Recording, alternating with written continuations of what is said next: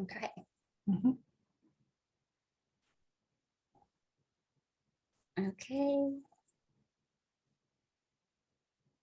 Thank you again, everyone. It's so glad to see you guys here and taking the time at the end of the school year to come and learn some discussion strategies that hopefully will be helpful for the next school year, since I guess we're pretty much wrapping up now, most of us. Sandra, you want to start us off? Sure, thank you. So good evening, everyone. On behalf of NICE TESOL and the secondary interest group members, Stephanie Chiu, Timothy Nassau, and myself, Sandra Vargas, we thank you and we welcome you to this webinar. As Ching Ching said earlier, it's titled Beyond Turn and Talk, Low Prep Discussion Strategies for the English as a New Language Classroom. And this webinar will introduce 3 low prep and flexible discussion strategies, as well as full steps for implementation and tips for adapting them to different levels, content, and needs of our students. You can go to the next slide. Okay, so this slide here just presents a brief overview of what our webinar consists of. We'll be going over some data points pertaining to our English language learners, as well as a little bit about what the research says in terms of the effectiveness of discussions and academic discussions. Stephanie will be discussing the activities and protocols, and Tim will be handling all the behind the scenes and the links and dropping in those links and taking questions and comments. Okay, so please feel free to ask any questions or comments. You feel free to drop them into the chat box. Okay, so we're going to get started with a little bit of data in terms of our ELL population, just to put it into a context a little bit in terms of numbers. So across New York State, we have approximately 272,000 English language learners, and of that population, about over 160,000 of that population attend our New York City public schools. And an additional 8,000 of our ELLs attend charter schools. Okay, before I go ahead, attached to the previous slide is a link that takes you to the New York State Multilingual and English Learner Report, which provides a little bit more in-depth data pertaining to the enrollment, student performance on the NICE-SLAT, as well as the New York State ELA and math assessments, graduation rates, dropout rates pertaining to all our ELLs and multi-language learners. So we'll be sharing the slides as well, but I believe the link is going to be in the chat box if you want to peruse through it a little bit later. Okay, our next slide shows a little data pertaining to the 2017 and 2018 New York City ELA assessments so this data is from the New York State Education Data Report Card. And this data here shows us that only about 10% of our English language learners in grades 3 through 8 were proficient on the New York City ELA assessments. So again, the link will be provided so that you can look through the data as well. It goes into more specifics and other populations as well. In terms of our secondary students for our ELL population in grades 9 through 12 who took the Regents, only 37% of these students were proficient. So it's very important to mention that this is certainly an increase from our 3 to 8 grade students, but it's still very low. It's still very below proficiency levels. So we do hope that the information that we will present in this webinar is able to provide you with some strategies to maximize our English language learners' productive skills, particularly those speaking skills. So as I was preparing for this webinar, I came across an article written by Wayne Wright in 2016, which is titled "Let Them Talk." So before we dive into academic discussions, I'd like to share this quote that states, "Discussions are what ELLs desperately need, enabling them to hear, learn, and use new vocabulary." And I thought this was a very important quote to share because in doing a little bit of research in this topic, I came across additional research, particularly one that caught my attention from Diane August. She's a senior research scientist at the Center for Applied Linguistics. And in her study, she found that English language learners spend less than 2% of their school day in oral language development. And it's often not about academic topics or rigorous content. So it's important that we find those opportunities to engage our English language learners and multilingual learners in those rich academic discussions. And additionally, there was another study from the National Clearinghouse, which found that those achievement gaps have also been attributed to our ELL's struggle with the academic language. So we're going to dive into a little bit about what is an academic discussion. And according to the Texas Education Agency from 2020, an academic discussion is a more formalized and evidence-based conversation about a topic, text, or issue.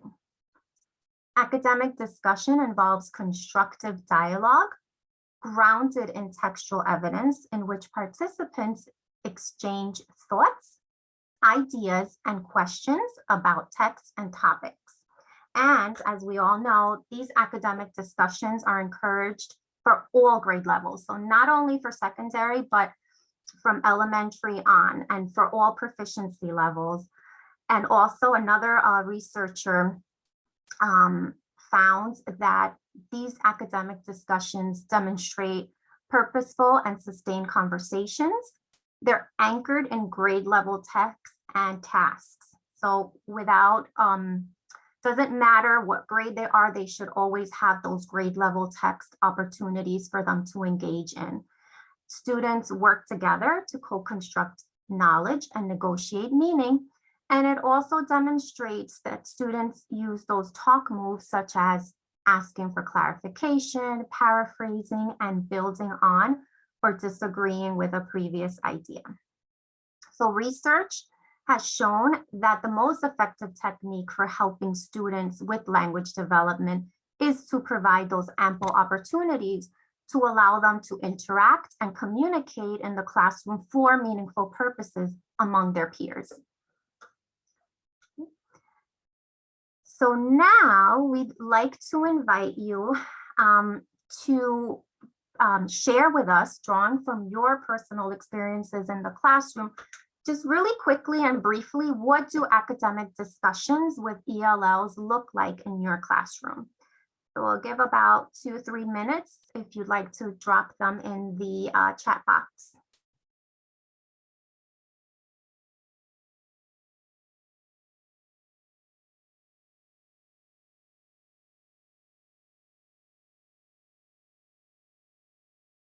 Okay, I see that Bacaro using content vocabulary when explaining, very important. Not good enough, turn and talk.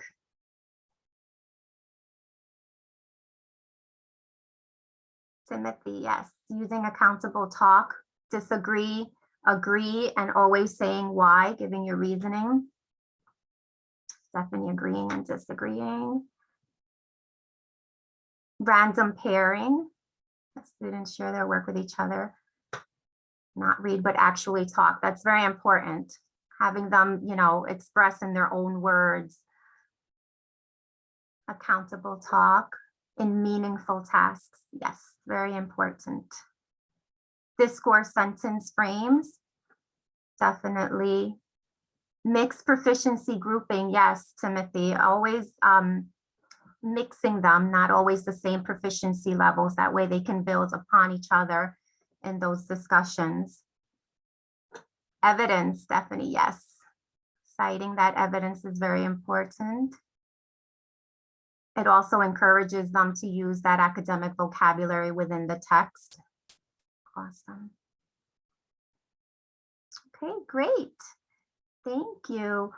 Grace, room for improvement on my part, as in providing more opportunities up for discussion. Yes. Okay, as an early childhood teacher, ELL discussions look very different at the beginning of the school year. It's most certainly.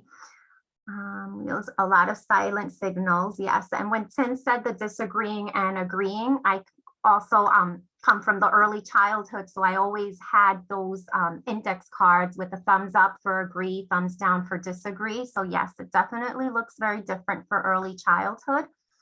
Silent signals, using pictures to show and explain their thinking and helping students verbalize their pictures until they feel more confident. Certainly, of course, we don't want to push them to the point that we hold them back, but we want to encourage them to feel more confident and find those different ways that will help them reach that level of comfort within the classroom. So great.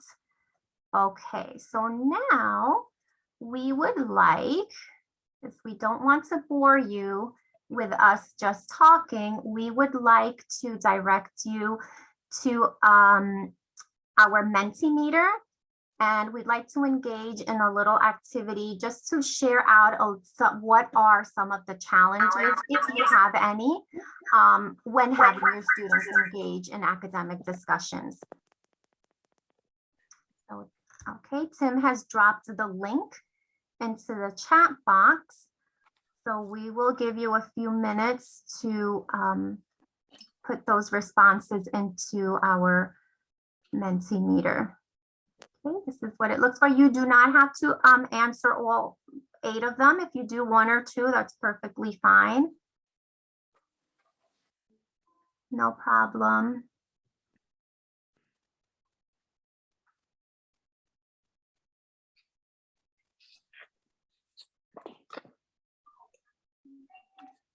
If you're unable to access the Mentimeter, just feel free to drop them in the chat box.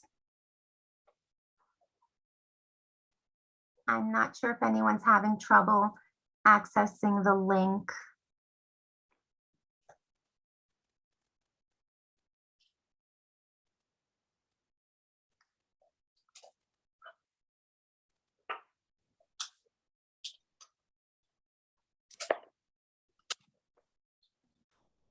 Sandra, I'm wondering if it's just people are unable to come up with an idea like of the challenges, maybe? I don't know. Like I'm trying to think of, and I'm like, things that are challenges, I'm thinking to myself, well, these are things that I teach in the beginning of the academic year. Right. So maybe a challenge could be that silent period that our students go through when they're just coming into the country.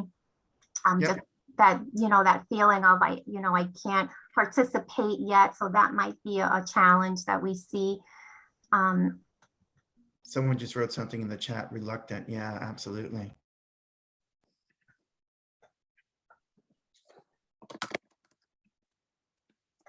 Yes, reluctant, definitely.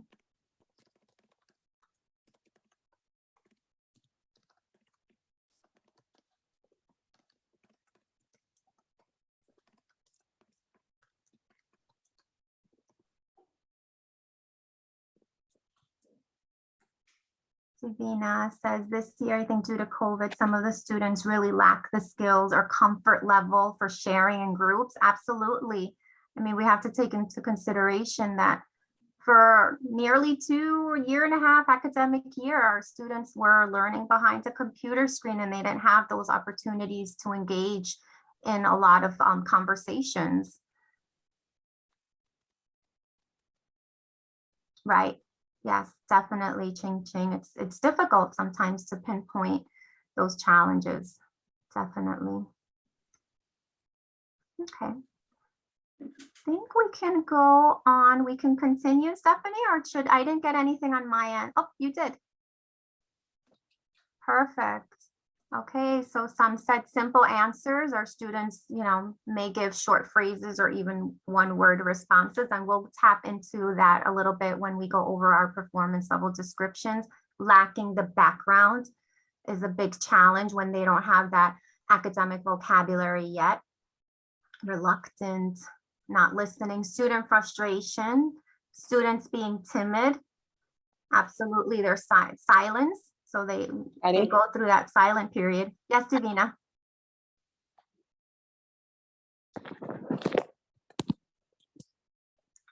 Maybe we could just make sure make sure you guys are muted. That would be great. When person talks, shyness, staring, lacking background. Definitely, these are all challenges that we've all faced when engaging our students in that academic discussion. Okay, so we are going to continue. Okay. So we're going to go over a little bit more in terms of why is it so important? What's the importance of that academic discussion? And as I said earlier, we looked at different studies, and a lot of these studies support and reiterate that need for the academic discussion, particularly giving us those opportunities to learn the protocols in which we can engage them in to have those rich discussions. And research has also shown that ELLs, obviously, they benefit from those repeated opportunities. So it's important that we provide those ongoing opportunities to use their oral language when talking about academic topics. According to Knight, this was another study done in 2014, which also goes hand in hand with what Wright stated, that ELLs need those opportunities to hear language in authentic and varied context. They need the opportunities to produce the language. So giving them those opportunities to speak, to use the academic vocabulary in contextualized and purposeful ways. And they benefit, again, from the redundancy of ideas and their related vocabulary. So they are going to benefit in hearing their peers. They are going to benefit in hearing it in varied ways with students at different levels, students who may be at a higher proficiency level and have a little more language, more vocabulary. So they benefit from all these opportunities. Someone said in the chat, cultural differences can also be a challenge. So we have to make sure that our topics are relevant to all our students, most certainly. And we also have to tap into that prior knowledge, prior background. Okay, so we're going to the next slide. So here we have, not sure if we're all familiar with what is called the performance level descriptions. And we thought it was worthy to tap into this a little bit, and we have the link, Tim dropped in the link, and it gives you all the performance level descriptors by domain and by grade level. And we're just going to talk about how we can use them to support our instruction and monitor student progress. So we look here at the continuum. Okay, it always parts from that general claim. And it moves towards an anchor standard and finally to a specific target of measure. So these performance level descriptors, they link the individual target of measurement to what our ELLs should be able to do at each of the 5 performance levels. And they can be used, so these performance level descriptions, which I call PLDs, can be used to design and scaffold instruction, and most importantly, to move our students along the continuum of language acquisition within the anchor standards and the targets of measures. Okay, so in the chat box is the link. Okay, so for the purpose of this webinar, we will be focusing on the speaking domain. And the general claim in this speaking domain of the performance level description, which is the same for all the grade bands and all proficiency levels, is that students can participate in discussions about academic topics across all levels. So we have our entering, our emerging, transitioning, expanding, and commanding. And we're going to focus, so for the activities that we'll be sharing with you all, we're focusing on standard 3, which states that students can use grade level language to analyze a topic or text with or without graphics. And the target of measure, which states that students can use grade appropriate language to analyze a topic, interpret facts, and evaluate evidence, connect evidence to a claim, present points in a coherent manner, and provide an opinion or claim supported by reasons. So here, we're going to look a little bit at the continuum of the language acquisition and what we expect our students and encourage them to be doing at each of the proficiency levels, and how we can move them across that continuum. So by understanding our ELL's current level of proficiency, we can provide the necessary scaffolds that will enable them to maximize their English proficiency. So we notice on the continuum of language, each level of proficiency, so each level meaning the entering, emerging, transitioning, expanding, and commanding level builds on one another. So for example, if we look at the entering one, right? At the entering level, it states that a student does not respond or uses words or phrases to provide an opinion, whereas at the emerging level, students are encouraged and expected to use phrases and simple sentences. On the other hand, when we look at that middle part where it says transitioning, students should be using simple sentences as opposed to phrases. At the expanding level, students are expected and encouraged to use simple and expanding sentences to provide an opinion on a topic, right? So by the time they reach the commanding level, students are expected and encouraged to use a more fluid language to provide those responses that we're looking for. And within this realm of communication, students are taught those strategies to share ideas, to invite others into conversations, to disagree and agree with one another, as it was said in the chat earlier, and to learn how to defend those, their reasons for a conclusion. Okay, so now we would like to begin with our discussion activities, which is going to be presented by Stephanie. And just to make sure, we will be sharing all the slides with all the information and with all the links. Okay, so today the plan is to present to you 3 discussion activities that are pretty low prep. And what I mean by low prep is it doesn't take a lot of preparation work for the students. Of course, you as the teacher, you have to prepare your lesson, prepare the questions, but for the students, they don't need to prepare something for the discussion. Of course, depending on your particular lesson, you may have them read a text prior to the discussion activity, but that's optional. It depends on the kinds of prompts and questions that you want to ask during the discussion activity. So the first activity is called speed dating discussions. Sometimes it's called lines of communication, but I like the name speed dating discussions because I think it much more clearly identifies what's going on during the activity. So you're going to organize the desks into parallel rows, just like this, right? 2 desks facing each other. Alternatively, if you're a little lazy like me sometimes, I already have my students sitting in groups. So I'll post a seating chart kind of like this and just draw arrows to create a map that shows the direction of movement, because in this activity, students will be moving around. So as a teacher, I'm going to present a prompt or a question to the students I always put it on a slide to show the students so that they have that visual support and they can refer back to the question as they're discussing.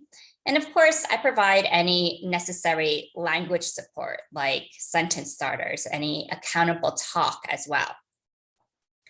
The students are going to discuss with their classmate across from them, okay? And then as a teacher, I always tell them who is starting the discussion. For example, I might say, okay, all the students facing the window, you're going to talk first. That way they're not wasting that time trying to argue with each other about who's speaking first, because as several of you mentioned, sometimes the students can be a little more timid and they would prefer to listen first or listen first all the time. And sometimes they need a little bit of a push to be the one to initiate the conversation. So after the students discuss the question with the classmate across from them, then the students rotate, right? Not all the students, but maybe, for example, all the students facing the window rotate one, rotate to the next seat so that the students have a new discussion partner. And you can have the students discuss the same prompt or question with the next classmate. And this will allow them to build in that redundancy, right? Practicing their response again with someone different. But it also gives them an opportunity to hear different perspectives. And then, of course, if you feel like after a few rounds of rotation, the students have discussed that question sufficiently and it's time to present a new question, feel free to do that as well.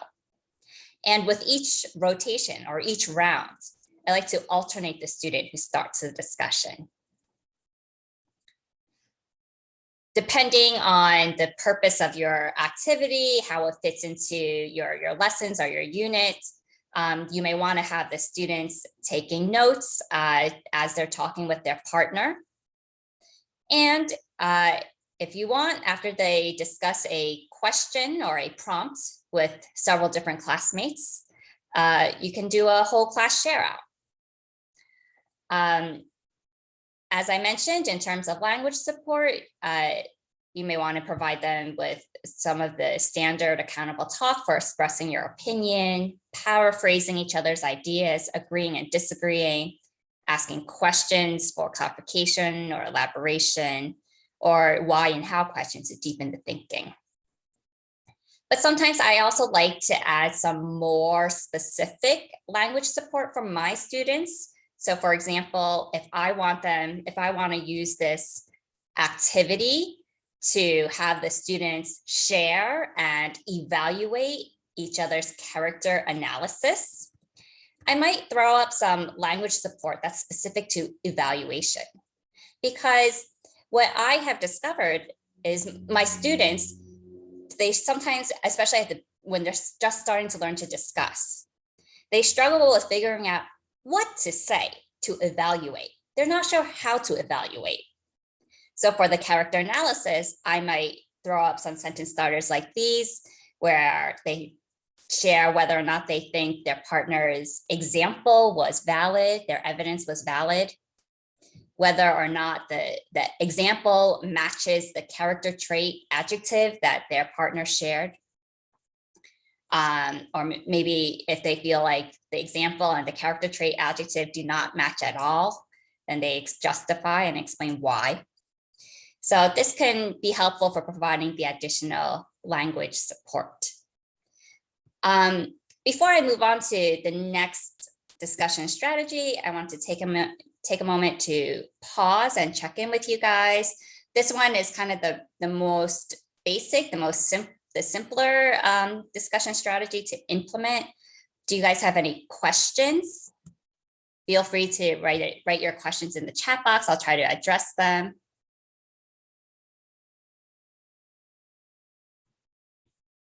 Okay, so Maria is asking, how do you help students who usually don't participate or sit silently while rotating? Okay, great question. I'll be honest, in my experience, because the nature of this activity it builds in some redundancy. And because it's very low stakes, they're mostly discussing with just one person at a time. The majority of the time, the students they don't often sit there silently. However, if you feel that is a major concern, you may want to have them prepare responses in advance, write down their responses before they have their discussion, write down their ideas before the discussion. So that would involve a little more preparation for the students. You may also want to have them, if you're discussing the same question for several rounds, the first classmate that they partner with, the first classmate that they discuss with, their partner can help them with figuring out how to explain the idea. Perhaps if they share a common first language, their partner can help them translate their ideas. And then when the students rotate and move on to the next partner, because you are having the students discuss the same question or prompt with a couple of students, they can practice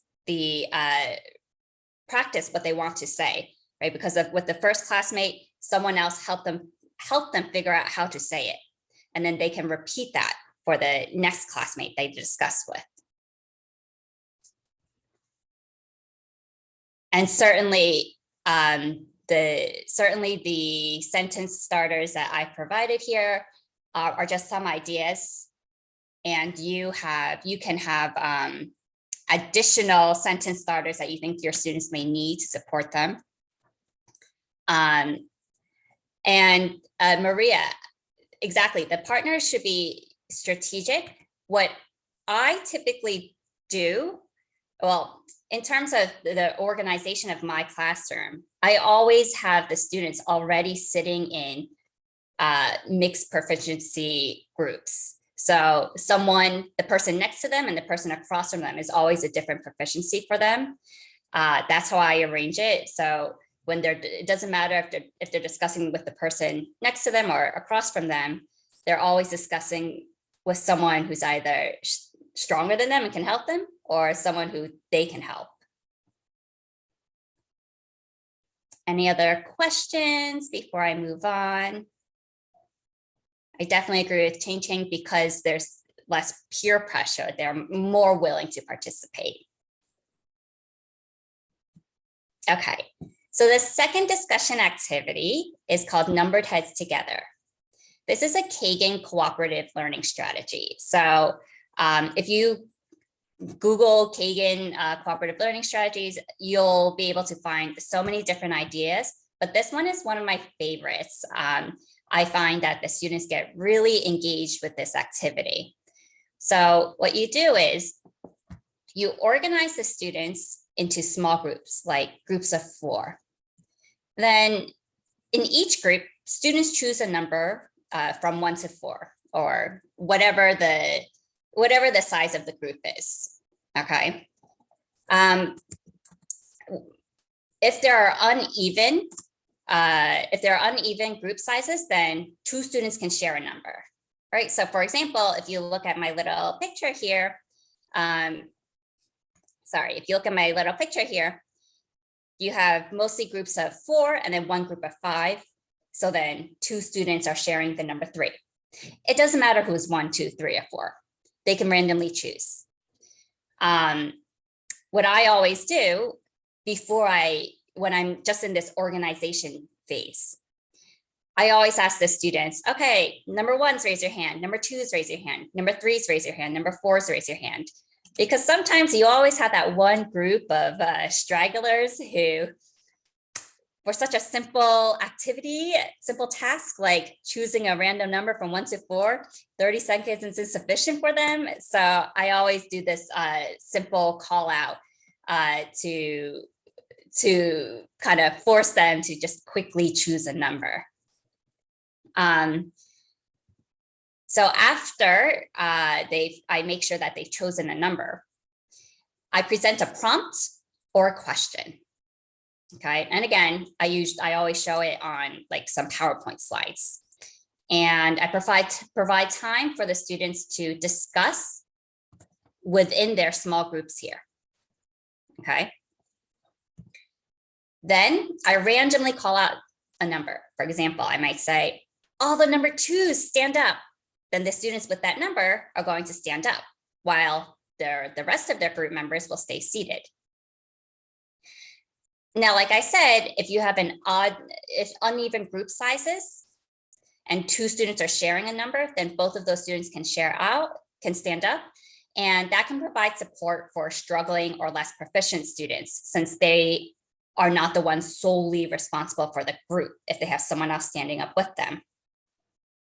So the students who are standing, right, the ones who have the number that I called out, they're going to share out what their group discussed, and they're going to talk with each other. So all the number 2s who are standing will discuss with each other. Optionally, and this is why a big reason why I think my students get really into this activity, I always gamify it.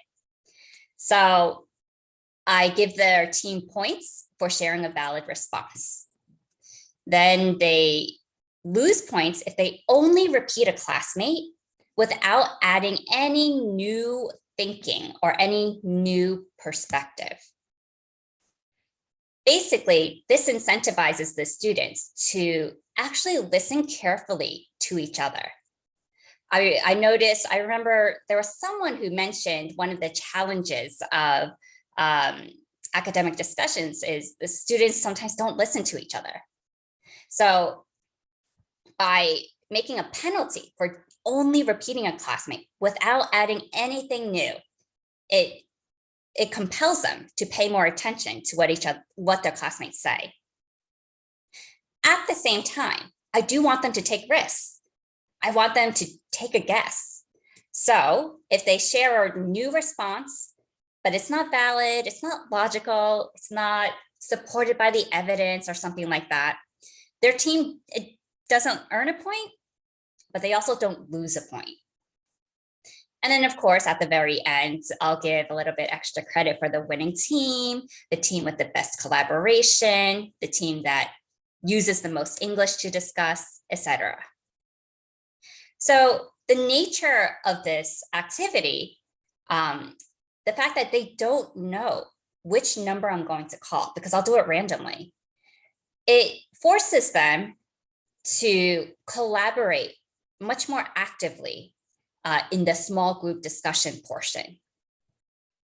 They are required to work together and make sure everyone understands, or else when I call out a random number, that whoever has that number may not be prepared or to share out or have something to say. And as for all discussion activities, whatever language support they need, any accountable talk that they need, definitely provide that as well. And as the students are sharing out with the whole class, right? As the number 2s are sharing out with the whole class, encourage the students to listen and respond to each other, not just present their ideas. Reinforce those discussion protocols. You can require the students, the standing students, to paraphrase the speaker first, the last speaker first, before responding with agreement or disagreement. So for example, right, perhaps this number 2 was the first one to share out his thinking. And then this young lady is the next one to speak. She cannot just share out what her group said. Instead, she has to first paraphrase him and then share out whether or not her group's idea agrees or disagrees. At this point, again, I want to pause. Do you have any questions about this activity, comments, ideas for that come to mind?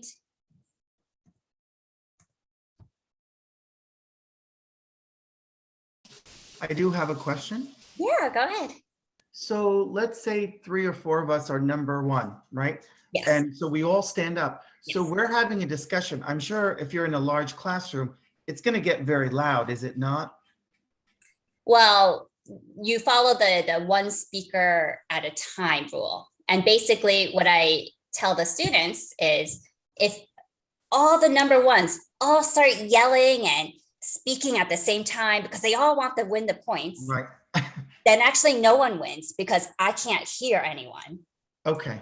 And then they Rule of the game, which is turn taking, let's say, and Yeah. listening and turn take. Okay, because I'm thinking, sometimes I've been in small classrooms, but sometimes I've been in larger classrooms, and I could imagine 5 or 6 groups of number ones spread out, and they're, as opposed to their teacher voice, they are screaming across the room, and I could imagine, and even with higher grades. Yeah. I could see it getting almost like a debate. So that's what Absolutely. Yeah. It happens all the time, but exactly what I said, it's kind of like them learning to balance that competitive edge, Right. but also they kind of got to work together to make sure in order for the game to work and for anyone to get any points. Because when you first showed this, I'm like, oh, is it like a jigsaw? I thought then they were going to all move, like all the number ones. They're all standing, which, yeah, I'm wondering also, depending on the classroom, like if you have a mixed group or if you have only level 1 or entering, what that may look like, that might be interesting. And again, I'm sure as you develop those relationships from the beginning, it works out. It'll be fun to implement and try. Yeah, I'm sure if you have a lot of entering students in the class, that it will probably move a little slower, and that's right. Just something else I want to add that I do.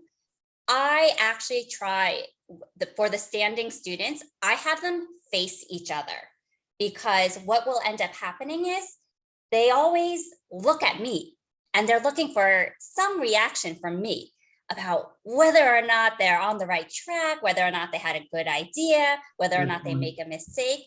So I hide. I hide behind the other students and I tell them. Good point. Yeah. I could see that. Yeah. Tell the standing ones, okay, talk to each other, not to me. Okay. Any other questions or comments you'd like to share?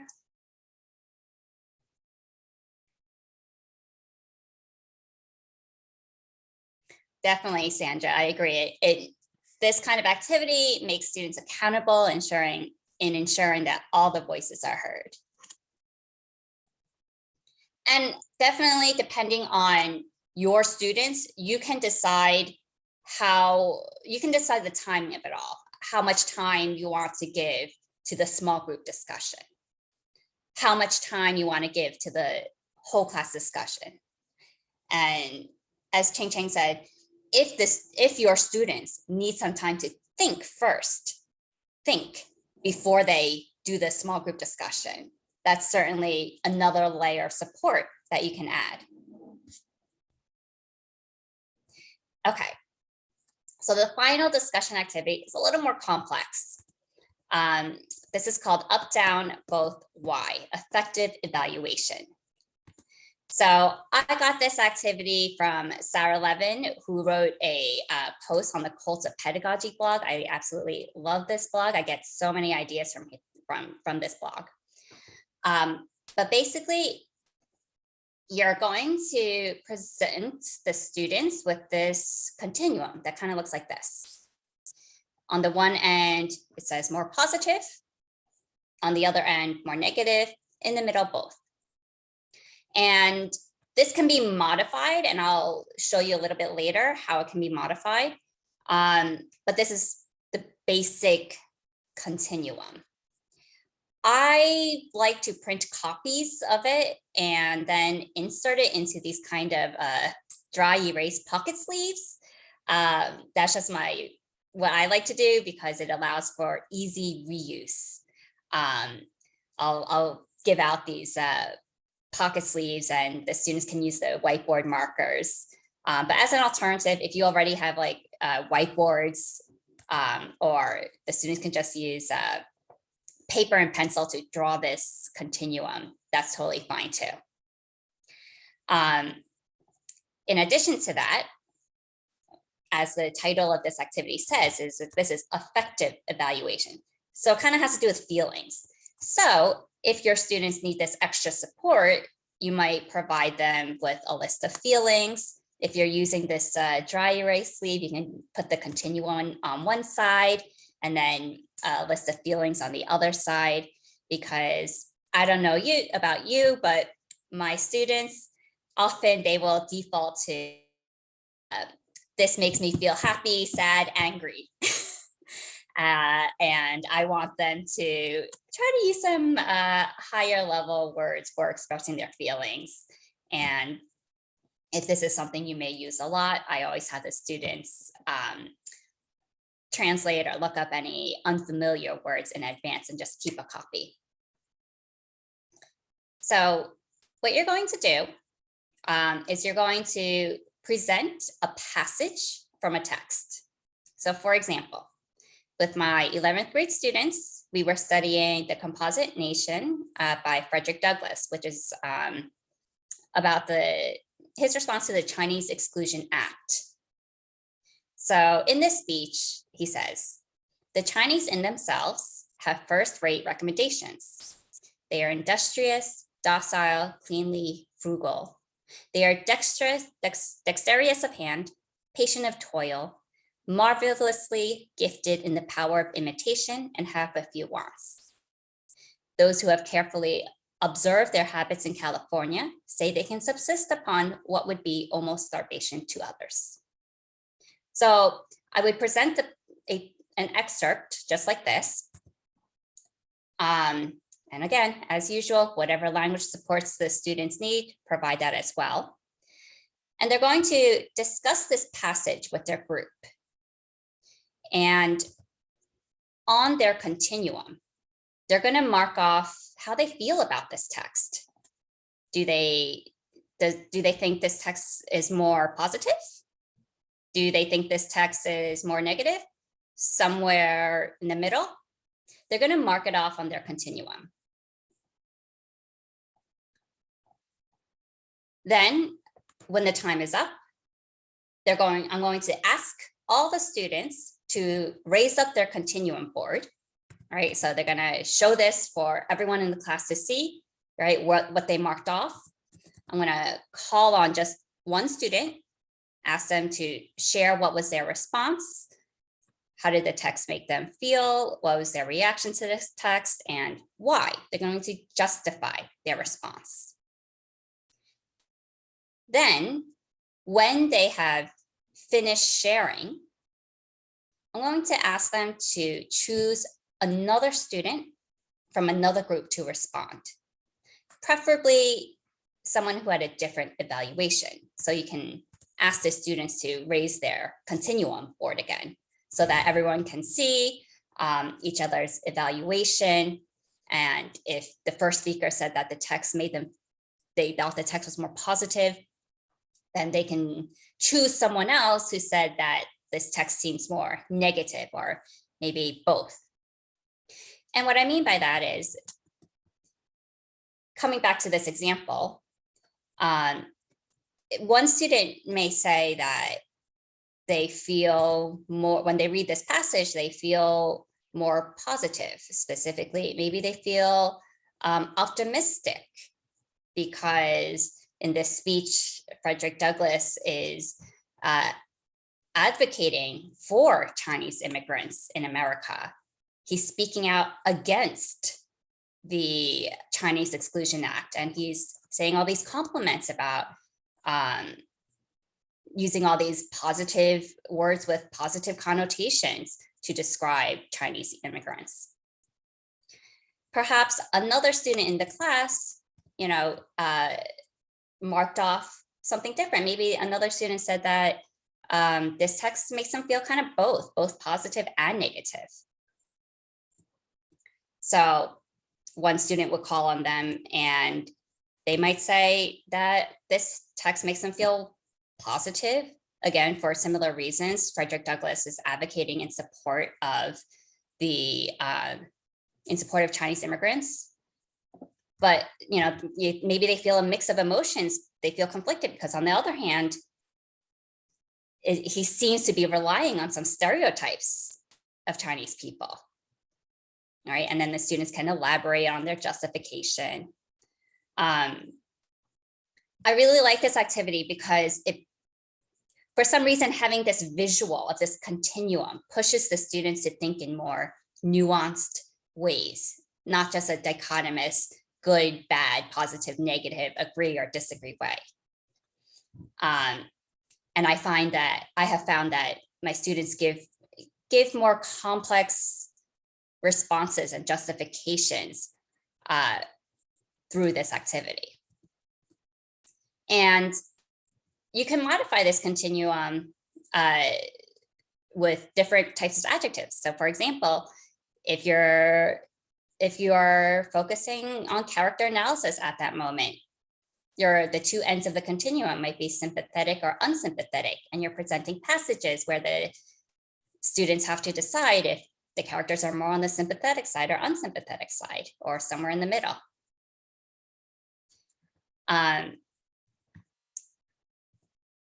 So you want to make sure the language support that you provide, again, includes all the accountable talk, but also provides them with the language to express those complicated feelings, to express the contradictory feelings even.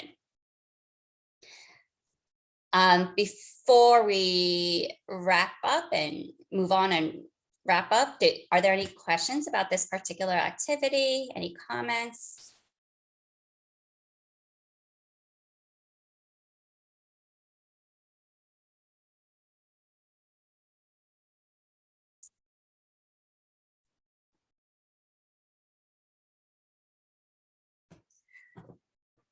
Chang Chang asked, do I use this as a culminating activity?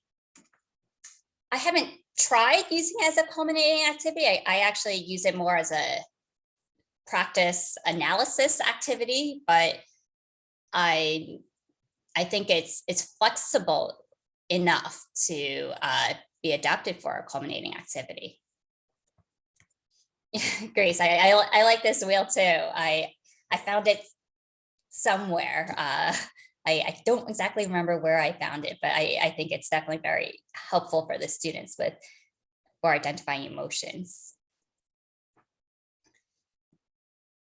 But yes, this activity can definitely be adapted to analyzing diction, right, at the high school level, for making those connections to the self, or just general responses. Tim, I like that idea for social studies, asking students if a source is reliable or not. So that can certainly be two ends of the continuum, more reliable or less reliable. I can imagine this being used maybe in even in a living environments class, presenting a passage, and the students have to think about whether or not it has a positive or negative impact on it's more positive or it's more negative for the environment or for the ecosystem or for your body system.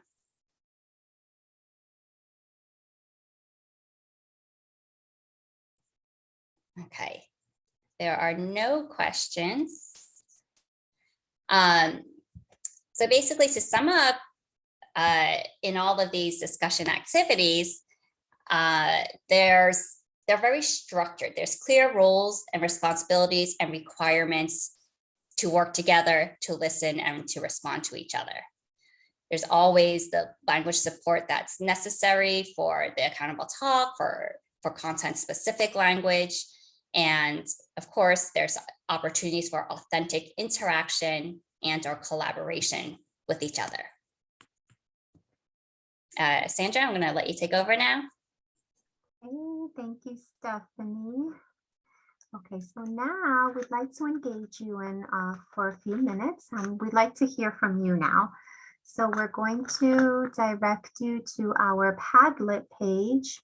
If Stephanie, maybe you can share our Padlet page. So we created a Padlet page in which we're going to solicit some answers to some questions, but we also wanted to provide you with the Padlet link so that we can collaborate in adding additional protocols, strategies.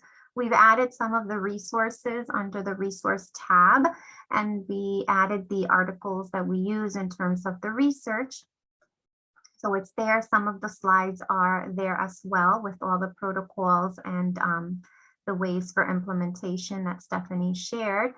And we'd like to hear from you. So we have 3 questions. If you are able to add them onto the Padlet page, or if you'd like to drop them into the chat box and we'll type them into the Padlet, whichever is easier for all of you. So our first question is, which protocol would you use? What modifications could you add to make this work for your class or for your content area? And the last question would be, how might you use the protocol with your students? So we will give you a few minutes. I already see that someone added the speed dating and numbered heads protocol.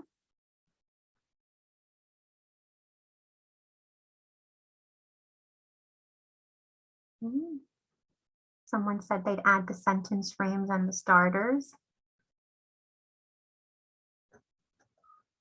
I want to add that I would also front load some of the vocabulary and the content beforehand.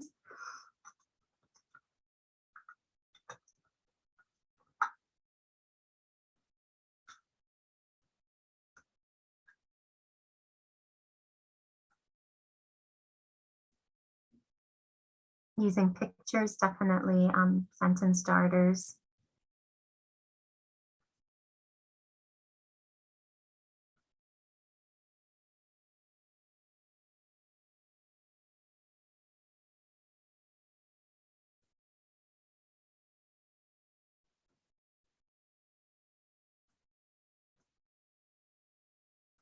Grant students time to construct their answers with their partners first. Absolutely.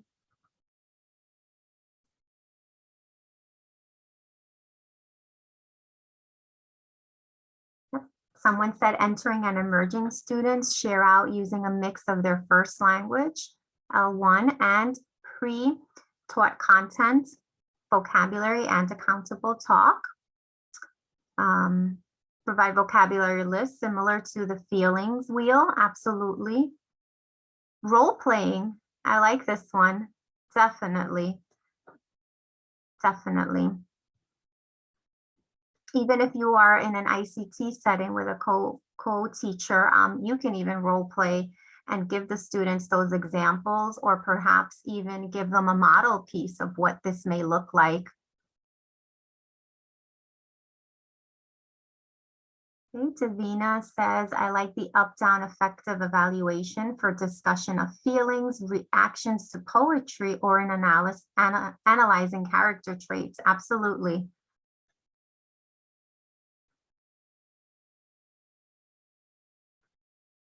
Okay, how might you use the protocol? So some are saying starting a new topic, a way to brainstorm, and activating prior knowledge. Someone else said in all content areas, ELA, characterization. Evaluate solutions to math problems. This is excellent. I think, Stephanie, we were talking about this, and Tim, about how we can incorporate it into math. I think we mentioned something a while ago about that.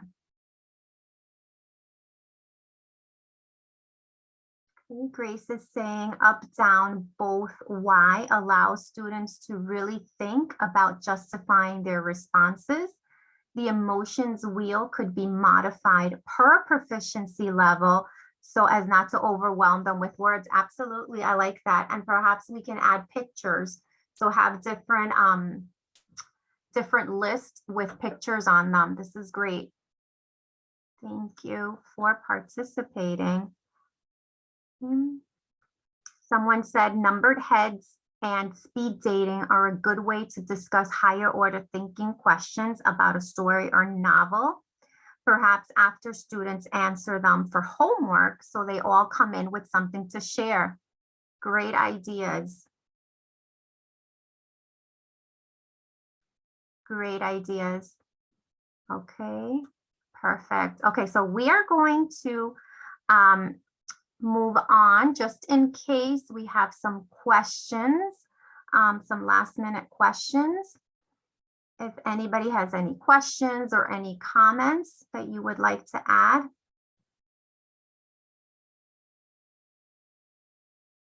Okay, Grace says it would be also good to share with colleagues as we're all teachers of ELL, MLLs. Perfect. That's the whole idea behind the Padlet page. I'd like this to be a way of collaborating with one another. We can add additional resources to it, or even if we come across a different protocol, or if we think of something at a later time, feel free to share it with your colleagues, friends. That's the whole purpose behind it, so that there is something that we can come together in and collaborate. You're welcome. Okay, so I think this is it for now. We want to thank each and every one of you. And if you haven't, if you're not yet a member of the NICE TESOL, we would like to encourage you to join. I joined a few months ago and I absolutely love it. It's a great community. I love to learn new things. So it's just a great community to collaborate with other educators in the field. So if you haven't joined, consider joining. And again, thank you everyone for your time and for being here. We know it's the end of the year and we have a million plus things to do, but we will get through it. So thank you.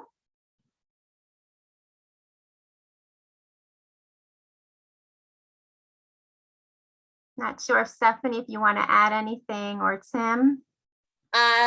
No, I just wanted to thank you all for taking the time. It's the end of June. I'm sure you're all ready to start your summer break. But I'm really glad that you found these ideas helpful for you. And again, there are student-facing slides that you can adapt for yourself on the Padlet in case that's helpful for you. Thank you again.